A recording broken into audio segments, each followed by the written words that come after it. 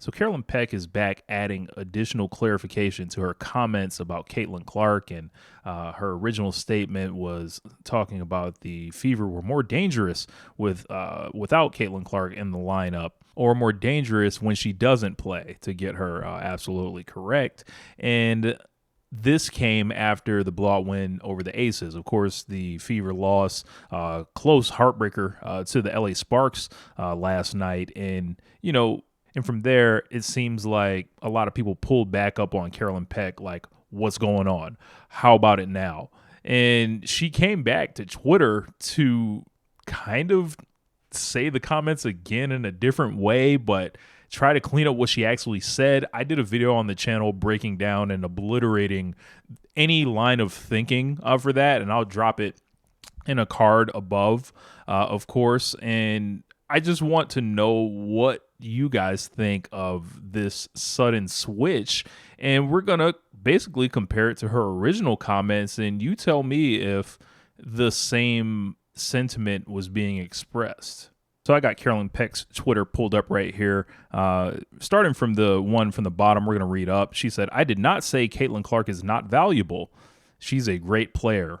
For those who only see Caitlin, I was complimenting the rest of the team. The Fever have several weapons. Yes, they lost last night.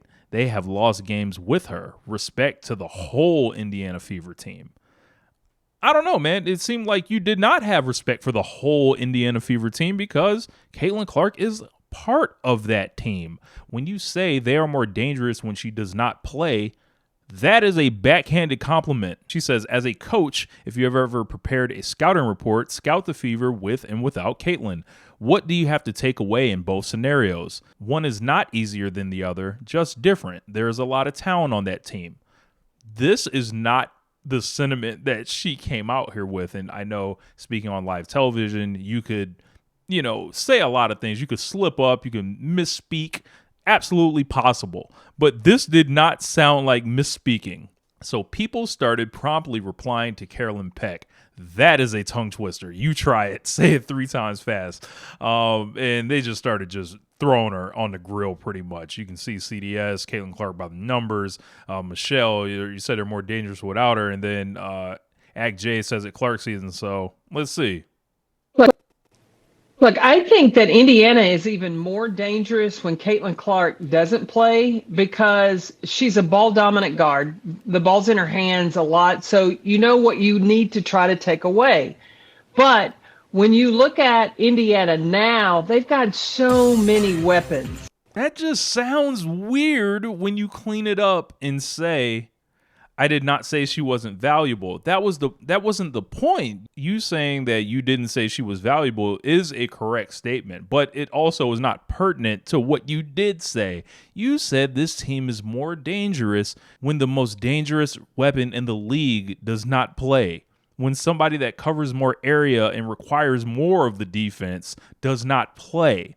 So a lot of people naturally, I think, had questions about this. So I think people were correct to ask her about it. And, she has every right to try to explain it later on and all that, but it just seems to follow a pattern that I think a lot of us are kind of used to with some of the coverage of Caitlin Clark, even Carolyn Peck's previous coverage of Caitlin Clark. So a lot of people make great points about this entire thing with people being in and out the lineup and teams having success or not. The Aces were able to win some games without Asia Wilson. The Lynx were able to win some games when Nafisa Collier was out of the lineup with a back injury. We did not see those same sentiments pop up for, these other top 3 to 5 players in the league. It only seems to pop up with the star from Indiana. I'd rather them just stand on business and say that they don't think she's that good.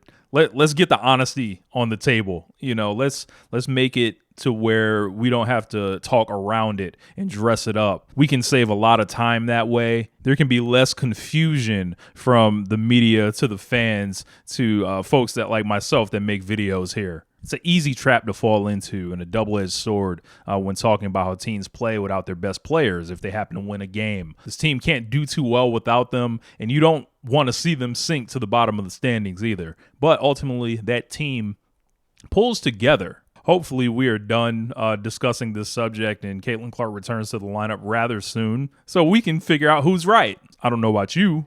I think they might have could have used her in that game last night against Sparks. Just saying. So, anyway, my name is Rich. What do you guys think of Carolyn Peck's comments here? Peace. It's one lifetime.